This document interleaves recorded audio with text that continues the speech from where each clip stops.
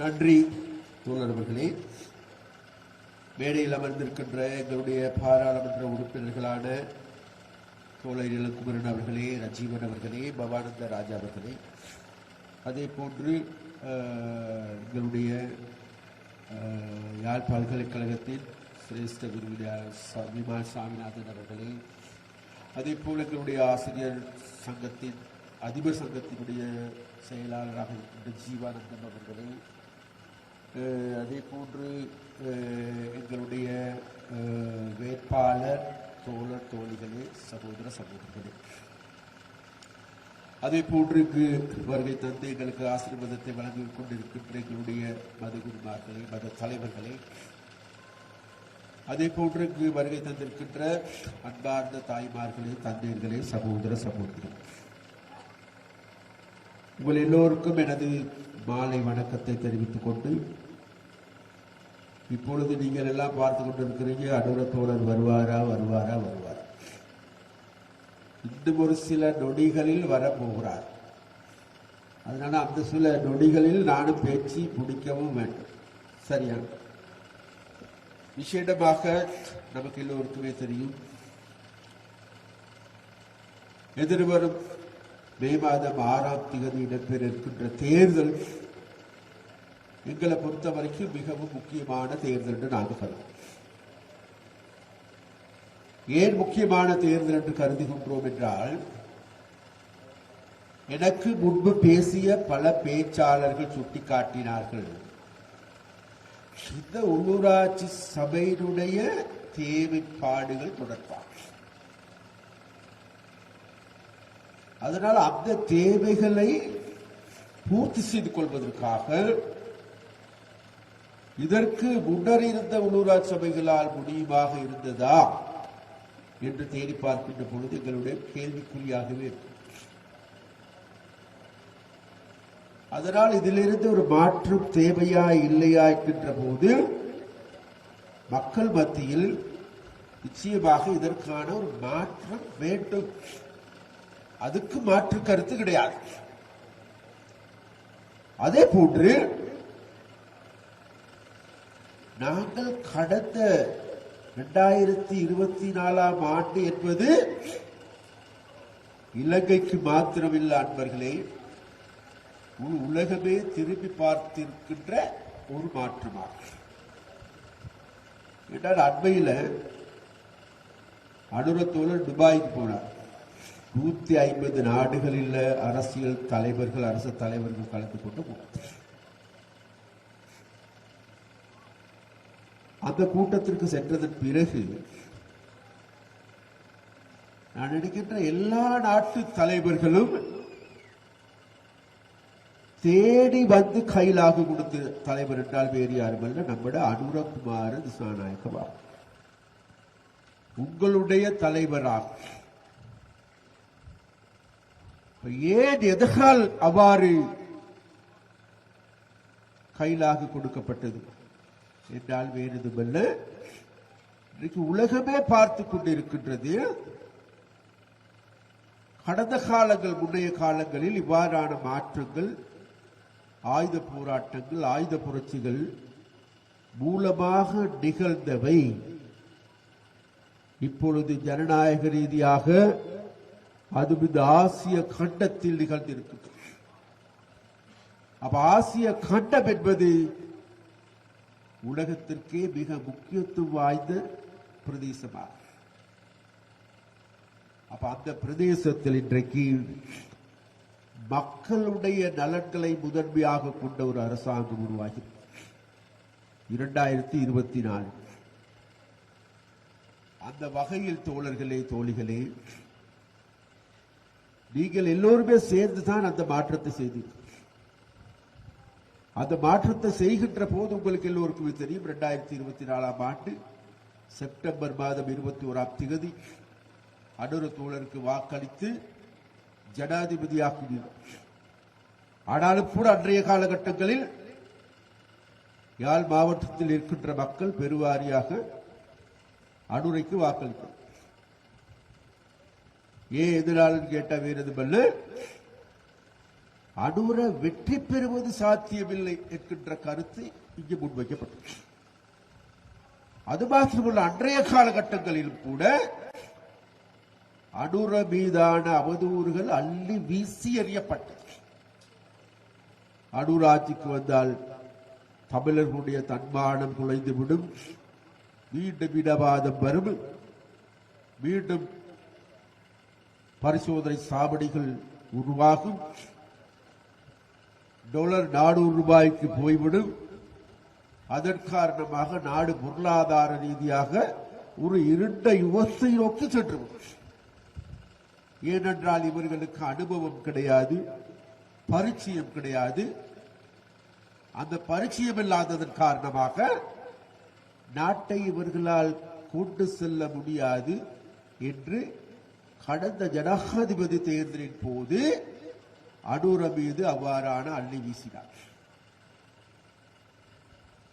அது மாத்திரமல்ல, இருக்கின்ற மக்கள் நினைத்தார்கள் 2024 ஆண்டுக்கு முதல் நடந்த தேர்தல் 2019 ஆண்டு தேர்தல். அந்த 19 ஆண்டு நடந்த தேர்தலில் கோட்டாபய ராஜபக்சாவுக்கு 69 லட்சம் வாக்கு, சஜித் பிரேமதாசாவுக்கு 45 லட்சம் வாக்கு, அனுரைக்கு வெறும் 4 லட்சம் வாக்கு. அப்ப கடித சூத்திரத்தின்படி அனுரட வெற்றி சாத்தியமற்றது என்ற கணிப்பு தான் விசேடமாக யாழ் மாவட்டத்தில் இருக்கு. ஆனால் கூட அன்றைக்கு கூட என்ன இந்த ஊடகவியலாளர் சகோதரர்கள் கேட்டாங்க இருக்காரு, ஏண்டா உங்களுக்கு கிடைத்தது 27,000 வாக்குகள், இத எப்படி நீங்க அடுத்த பொது தேர்தலில் சாத்தியமாக்க போறோம்? நான் அன்றைக்கு சொன்னோம், எங்களுக்கு கிடைத்தது 27,000 வாக்குகள் தான். ஆனால் வாக்கு வீத இலங்கையில தேசிய மக்கள் சக்திக்கு வாக்கு வீத அதிகரிப்பை சதவிகிதத்தில் எடுத்து பார்க்கின்ற பொழுது யாழ் மாவட்டத்தை முதலாவது ஸ்தானத்தில் இருக்கின்றார். வாக்கு வீத அதிகரிப்பில் யாழ் மாவட்டத்தில் வாழுகின்ற மக்கள் எங்களை முதலாம் நிலைக்கு உயர்த்தி இருக்கின்றார்கள் என்று குறிப்பிட்டு, அதனால் பொது தேர்தலிலே யாரும் எதிர்பார்க்காத பாரிய மாற்றத்தை செய்து காட்டுவார்கள் என்று எனக்கு நம்பிக்கை இருக்கின்றது. அதன் அடிப்படையில் நண்பர்களே, 2024 நவம்பர் மாதம் நடைபெற்ற பொது தேர்தலிலே இலங்கை வரலாற்றை மாற்றியமைத்தார்கள் யாழ் மாவட்ட மக்கள். வரலாற்று ரீதியான மாற்றத்தை செய்து எங்களுக்கு 3 பாராளுமன்ற உறுப்பினர்கள், வடக்கில் 2 பாராளுமன்ற உறுப்பினர்கள், திருகோணமலையில் பாராளுமன்ற உறுப்பினர்கள், நுவரெலியா முழுவதும் தேசிய மக்கள் சக்தி வசம், கொழும்பு நகரம், கொழும்பு மத்தி எல்லாமே தேசிய மக்கள் சக்தியினுடைய வசமாக மாறியது. அந்த வகையில் இலங்கையில் இருக்கின்ற மக்கள் அவ்வகரான ஒரு மாற்றத்தை நோக்கி ஏற்றார்கள். வேறு எதுவும் அல்ல, கடந்த 76 வருடங்களாக எங்களது சுகுத்தோல் சொன்னது போன்று 76 வருட சாபக்கேட்டில் இருந்து இந்த நாட்டை மீட்டெடுப்பதற்கு யாரும் வரமாட்டார்கள். 24 வருட சாபக்கேட்டில் இருந்து இந்த நாட்டுக்கு விமோசனத்தை தேடித்தர யாரும் வரமாட்டார்களா என்று மக்கள் ஏற்றத்துடன் இருந்தார்கள். அந்த 76 வருடங்களாக இந்த நாட்டில் லஞ்ச ஊழல் மோசடி மலிந்த தேசமாக மாற்றப்பட்டது. மறுபுறத்தில் முழு நாடையும் பொருளாதார ரீதியாக கடன் வாங்கி பிறக்கின்ற குழந்தை மாத்திரமல்ல, கருப்பையில் வளர்கின்ற குழந்தையும் கூட இன்றைக்கு 15 லட்சம் ரூபாய் கடற்காரனாக மாற்றப்பட்ட நாடு. பொருளாதார ரீதியாக முற்றாக உடைத்து விழுந்த நாடு. 2022 ஆண்டு ஏப்ரல் மாதம் 12ஆம் தேதி இலங்கை என்பது வங்குரோத்து அடைந்த நாடென உத்தியோகபூர்வமாக இலங்கை மத்திய வங்கி ஆளுநரால் அறிவிக்கப்பட்ட இந்த நாடு, அவ்வாறான ஒரு நாடுதான் எங்களிடம் கிடைத்தது. அவ்வாறான ஒரு நாடு எங்களிடம் கிடைத்ததன் பிறகு இங்கிருக்கின்ற ஒரு சில அரசியல்வாதிகள் 76 வருடங்களாக இந்த நாட்டை நாசமாக்கியவர்களுக்கு ஆதரவளித்த அரசியல்வாதிகள் கடந்த காலங்களில் இந்த ராஜபக்சாக்களா ரணில் விக்ரமசிங்காக்களா இவர்கள்லாம் செய்கின்ற அநீதிக்கு ஆதரவளித்த அரசியல்வாதிகள் எங்களை பார்த்து கேட்கின்றார்கள், ஓ நீங்கள் வந்து என்னத்தை செய்து விட்டீர்கள், விலைவாசியை குறைத்தீர்களா, அரிசி விலை அதிகரித்து விட்டது, உப்புக்கு தட்டுப்பாடு ஏற்பட்டிருக்கின்றது, இவ்வாறான கருத்துக்களை முன்வைக்கிறார். அது மாத்திரமல்ல, மறுபடியும் இங்கிருக்கின்ற ஒரு சில அரசியல்வாதிகள் எங்களை பார்த்து கேட்கின்றார்கள், நீங்கள் ஒரு சிங்கள கட்சித்தானே? நான் ஒரு விடயத்தை சொல்லுகிறேன். நான் யாழ்ப்பாணத்திற்கு வருகை தந்து இன்றைக்கு 12 வருடங்கள் ஆகும். அந்த 12 வருடங்களுக்கு முன்னர் இருந்த யாழ்ப்பாணம் அல்ல இன்றைக்கு, யாழ்ப்பாணத்து மக்கள் அல்ல இன்றைக்கு. அன்றைக்கு நான் வருகின்ற போது எங்களை வரவேற்பதற்கு ஆட்கள் கிடையாது, எங்களுக்கு அலுவலகங்களை பெற்றுக் கொடுக்க கூட யாரும் இல்லாத ஒரு சூழல். ஆனால் இன்று முழு யாழ் மாவட்டத்திலும் 17 சபைகளுக்கும் வேட்பாளர்கள் இதே யாழ் மண்ணில் இருந்து யகால் மண்ணினுடைய வாசனை புரிந்த தெரிந்த இதே தோழர்கள் தோழிகள் இன்றைக்கு வேட்பாளர்களாக மாறியிருக்கிறார்கள். அதனால் அன்பர்களே, இன்றைக்கு இந்த யாழ்ப்பாணம் என்பது அந்த வகையான மாற்றங்களை அடைந்திருப்பதன் காரணமாகவும் இந்த உள்ளூராட்சி சபை தேர்தலில் 17 சபைகளுக்கும் வேட்பு மனுக்களை தாக்கல் செய்து ஒரு வேட்பு மனு கூட நிராகரிக்கப்படாத ஒரே ஒரு கட்சி வேறு யாருமல்ல, அது உங்களுடைய தேசிய மக்கள் சக்தியா. அவ்வாறான ஒரு நிலைக்கு இன்றைக்கு தேசிய மக்கள் சக்தி வளர்கின்ற போது இங்கு இருக்கின்றவர்கள் மறுபடியும் இன்றைக்கு எங்களை பார்த்து இனவாதிகள் என்று கூறுகிறார்.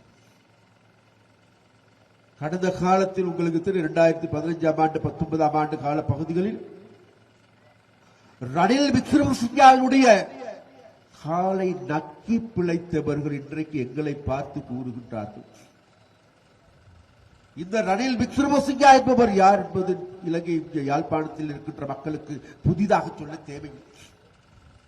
1981ஆம் ஆண்டு யாழ் நூலகத்தை எரித்து 97,000 புத்தகங்களை கொளுத்தி சாம்பலாக்கிய பாவி, அதை பார்த்து ரசித்த, வேலை முடிந்து விட்டதா என்று கேட்டு ருசித்த பாவித்தனமான ரணில் விக்ரமசிங்காவோடு இருக்கின்ற பொழுது இவர்களுக்கு சிங்களவனா தமிழனா என்கின்ற தெரியவில்லை. கடந்த காலங்களில்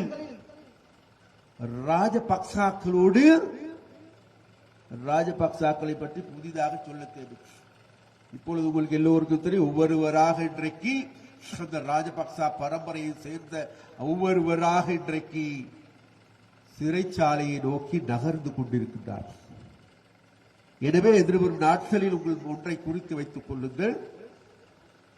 இந்த ராஜபக்சாக்கள் உடைய கடந்த காலங்களில் இந்த லட்ச ஊழல் மோசடியில் ஈடுபட்ட அனைவருடைய விலாசமும் மெகஸ்டின் சிறைச்சாலையாக மாற்றப்படுவது தவிர்க்க முடியாது. அந்த வகையில் இன்றைக்கு எங்களுக்கு பக்கத்தில் இருக்கின்ற மாகாணம் வடமேல் மாகாணத்தினுடைய முதல்வர் இன்றைக்கு கம்பி எண்ணுகின்றார். அவருடைய அண்ணியாரும் சேர்ந்து கம்பி எண்ணுகின்றார்.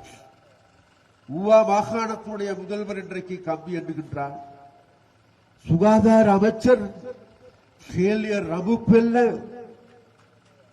மக்களுடைய இறக்குமதி செய்யப்படுகின்ற மருந்திலும் கொள்ளையடித்து இன்றைக்கு அது நிறுவனமாகி இன்றைக்கு அவரும் காப்பி. அந்த வகையில் அன்பர்களே, எதிர்வரும் நாட்களை நாங்கள் திரும்பி பார்க்கின்ற பொழுது பலர் அந்த பட்டியலோடு சேர போகின்றார்கள். இவைகளை பார்த்துவுடன் சொல்கிறார், இது தேசிய மக்கள் சக்தி அரசாங்கம் அரசியல்வாதிகளை பழிவாங்குகின்றது என்று கூறுகிறார். எங்களுக்கு யாரோடு பகை கிடையாது, யாரையும் பழிவாங்குகின்ற எண்ணம் தேசிய மக்கள் சக்திக்கு கிடையாது.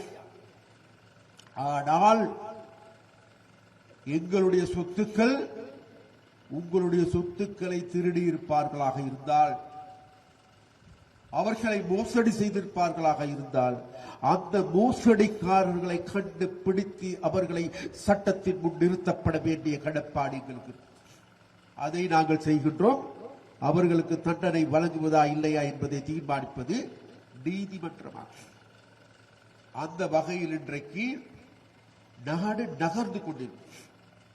இவ்வாறு நகருகின்ற போது யாழ்ப்பாணத்தில் இருக்கின்ற மக்கள் கேட்கின்றார்கள், எங்க நீங்க எல்லாருமே தென்னிலங்கையில் இருக்கின்ற அரசியல்வாதிகள் ஒவ்வொருத்தரா தேடி பிடித்துக் கொண்டு வாரீர்கள், எங்கட ஊர்லையும் இருக்கிறார்களே திருடர்கள் இருக்கின்றார்கள், மண் கடத்தல்காரர்கள் இருக்கின்றார்கள், ஆட்களை கடத்தியவர்கள் இருக்கின்றார்கள், ஊடகவியலாளர்களை கொலை செய்தவர்கள் இருக்கின்றார்கள், மக்களுடைய காணியை பறித்துக் கொண்டவர்கள் இருக்கின்றார்கள், மக்களுடைய சினிமா சாலைகளை மக்களுக்கு சொந்தமான தனிநபர்களுக்கு சொந்தமான அதையும் திருடி வைத்துக் கொண்டிருக்கின்றார்கள். அவர்களுக்கு எதிராக எதுவும் நடவடிக்கை இல்லையா என்று கேட்கின்றார். வெகு கூடிய சீக்கிரத்தில் ஏண்டா இந்த நாட்களில் ஒரு சில அரசியல்வாதிகளுக்கு பெரிய நடுக்கம் ஏற்பட்டிருக்கின்றன. நடுக்கம் மாத்திரமல்ல, வயிறெல்லாம் குளறி கொண்டிருக்கு சொல்றாங்க. எந்த நேரத்தில் தான் கைது செய்யப்படுவோடோ இல்லையோ என்பது தெரியும். ஆனால் ஒரு உண்மை இருக்கின்றது, மக்களோடு விளையாண்ட நீங்கள், மக்களுடைய நிம்மதியை சீர்குலைத்த நீங்கள், கடந்த கால ஊடகவியலாளர்களுடைய குடும்பங்களை நடுங்க செய்த நீங்கள் நடுங்குவது நியாயமானது, நீங்கள் அச்சமடைவது நியாயமானது. அந்த வகையில் எதிர்காலத்தில் உங்களுக்கான தண்டனை தேடி வரப்போகிறது என்பதை மாத்திரம் நாங்கள் சொல்லிக் கொள்ள வேண்டும். இவைகள் இவ்வாறு இருக்கின்ற போது நாங்கள் இவ்வாறான நடவடிக்கைகள் எடுத்துக்கொண்டு செல்லுகின்றோம். இப்பொழுது கடந்த வரவு செலவு திட்டத்திலே அதிகமான நிதி ஒதுக்கீடு கூடுதலாக செய்திருப்பது யாழ் மாவட்டத்தில்.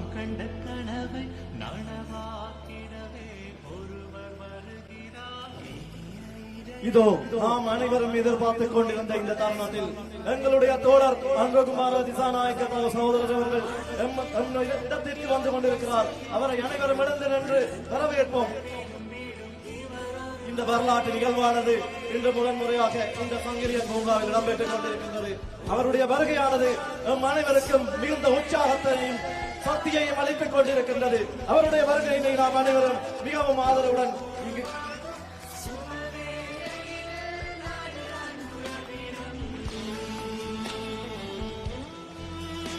இந்த வரலாற்று நிகழ்வு என்றுமே இந்த இடத்தில் பொன்னெழுத்துக்களால் பொறிக்கப்பட வேண்டிய ஒரு நிகழ்வாக காணப்படுகின்றது.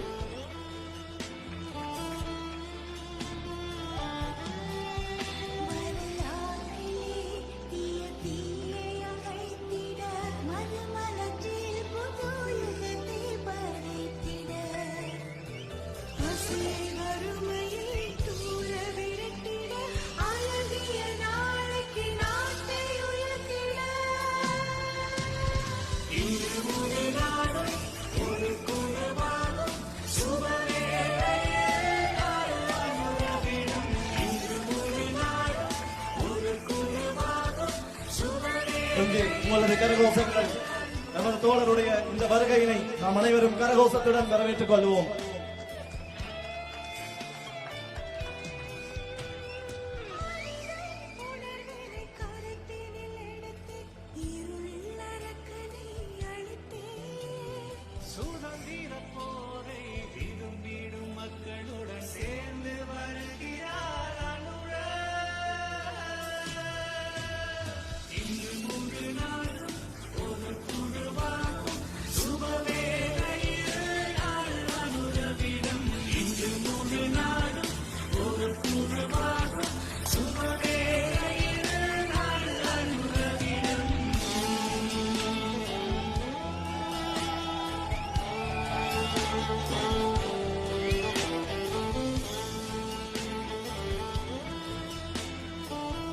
நாம் எல்லோரும் அமருங்கள்.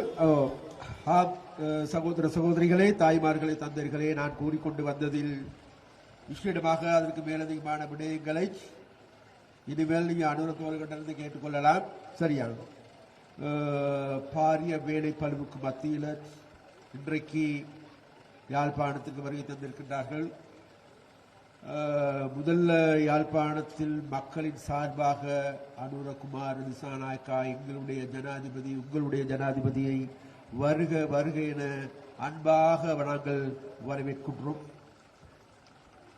அதே போன்று உங்களுக்கு எல்லோருக்கும் தெரியும், இங்கே இருக்கின்ற ஒரு சில மேலும் ஒரு சில அரசியல்வாதிகள் இப்பொழுது அவர்களுக்கு எல்லோருமே தெரிகின்ற ஒரே ஒரு கண்ணில் உறுத்துகின்ற ஒரு விடயம் தான் தேசிய மக்கள் சக்தி.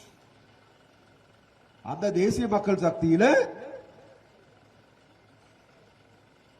குறிப்பாக யாழ் மாநகர சபையினுடைய எங்களுடைய முதன்மை வேட்பாளர் தோழர் கபிலன். கபிலன்கிறது உங்களுக்கு எல்லோருக்கும் தெரியும். கபிலன் எடுத்துக்கொண்டால்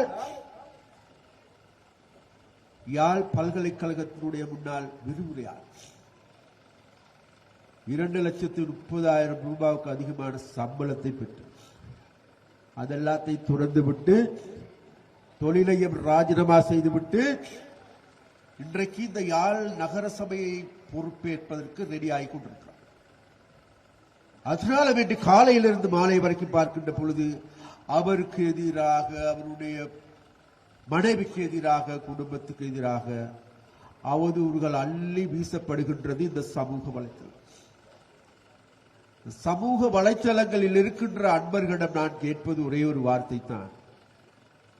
உங்களுக்கெல்லாம் ஒரு மனசாட்சி ஒன்று இருக்குமாக இருந்தால் நீங்க எல்லாருமே சகோதர சகோதரிகளோடு பிறந்திருப்பீர்களாக இருந்தால் இவ்வாறான வேலையை நிறுத்தி விடுங்கள் என்று அன்பாக கேட்டுக்கொண்டோம். அது மாத்திரமல்ல, என்னை பார்த்து சொன்னாங்க சந்திரசேகரன் ரவுடி. நான் ரவுடிக்கு ஓகே, ரவுடின்னு சொன்னா எனக்கு ரொம்ப நல்ல சந்தோஷம்.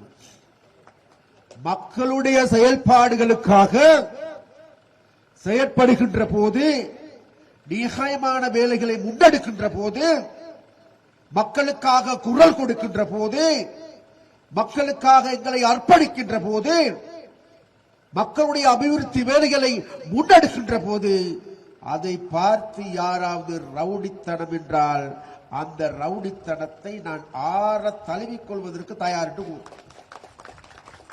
பிரபலியமான அரசியல்வாதிகள் வேற வேலை கிடையாது நினைக்கும். கடந்த காலத்தில் ரணில் விக்ரமசிங்காவுக்கு பின்னால ஃபைல்களை தூக்கி கொண்டு ஓடிக்கொண்டிருக்கின்ற பொழுது ஒரு மண்ணும் விளங்காதவர்கள் கடந்த காலங்களில் இன்றைக்கு எல்லாருமே புலி இயக்கத்தை வியாபாரம் செய்கின்றார். எல்லாரும் கடந்த காலங்களில் புலி இயக்கத்தை காட்டி கொடுத்தவர்கள், மண்டையன் குழு, அந்த குழு, இந்த குழு என்ற போர்வையில் இருந்தவர்கள், வீடு வீடாக தேடி கொன்றவர்கள், புலிகள் இயக்கம் தடை செய்யப்படுகின்ற பொழுது அந்த தடை செய்யப்பட்டதை நாங்கள் வரவேற்கின்றோம் என்று வாழ்த்தி பாடியவர்கள் இன்றைக்கு தாங்கள் தான் புலிகளுடைய இயக்கத்தினுடைய அர்ப்பணிப்பு மிக்க தலைவர்கள் என்று கூறுகின்றார். புலிகள் அமைப்பு இருந்திருந்தால் தெரியவர்கள் எல்லாமே தமிழ் துரோகிகள் என்று கடந்த காலத்தில் முத்திரை குத்தப்பட்ட நபர்கள். நான் சொல்ல வந்தது என்ன வந்தால் வேறு எதுவுமில்லை, ஒரு பிழைக்கத்தை விளங்கிக் கொள்ளுங்கள்.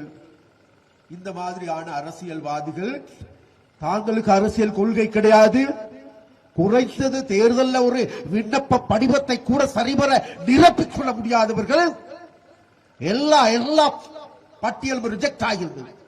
ஏதோ நீதிமன்றத்தினுடைய புண்ணியத்தின் காரணமாக இன்றைக்கு இந்த அரசியலுக்கு வந்திருக்கின்றார், மறுபடி வந்திருக்கின்றார். முதல்ல நீங்க அரசியலை படித்துக் கொள்ளுங்க. தமிழர்களுடைய ஒற்றுமை பற்றி பேசுகிறார். தமிழா, தேசிய மக்கள் சக்தி, அனுரகுமார திசாநாயக்கா என்பவர் சிங்களவர், அவருக்கு வாக்களிக்க வேண்டாம், நம்ம எல்லாம் ஒன்றாக இருக்கணும்.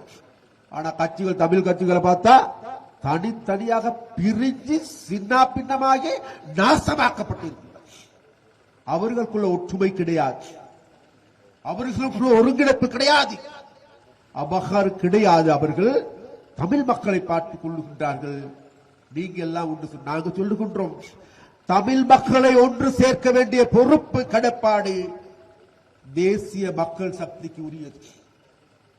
கடந்த பொது தேர்தலிலும் ஜனாதிபதி தேர்தலிலும் தமிழ் மக்களை ஒன்று சேர்த்திருக்கின்றோம்.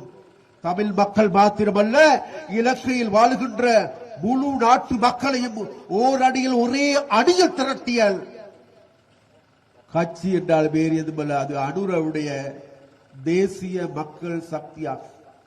அந்த தேசிய மக்கள் சக்தி இன்னைக்கு ஆட்சி செய்து மக்களுக்கு நல்ல வேலைகளை முன்னெடுத்துக் கொண்டு செல்லுகின்ற பொழுது இவர்கள் ஒவ்வொருவரும் எங்களுடைய கால்களில் கைகளில் நிற்கலாம் என்று நினைக்கின்றார்கள்.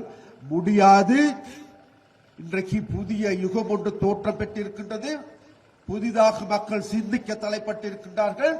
அந்த சிந்தனையின் அடிப்படையில் நான் நம்புகின்றேன், எதிர்வரும் 6ஆம் தேதி உள்ளூராட்சி சபை தேர்தலில் எங்களுடைய சக அனைத்து தோழர்களும் இன்றைக்கு தயாராகி வருகின்றார்கள். அனைவரும் வீடு வீடாக செல்லுகின்ற வேலைகளை முன்னெடுத்து வருகின்றார்கள். அதனால் நாங்கள் உங்களிடம் கேட்டுக்கொள்வது வேறு எதுமல்ல, நீங்களும் மற்றவர்களுக்கும் எடுத்து சொல்லுங்கள்.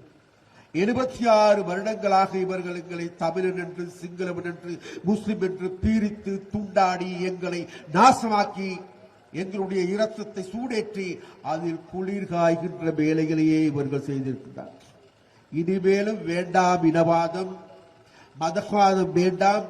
நாம் ஒரு தாய் மக்களாக அடித்திரண்டிருக்கின்ற காலம் இது.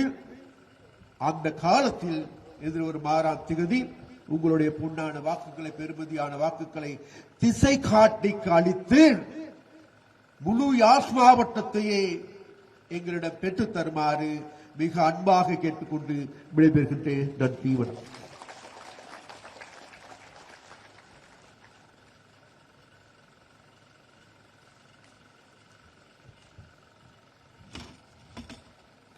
ஆம், நமது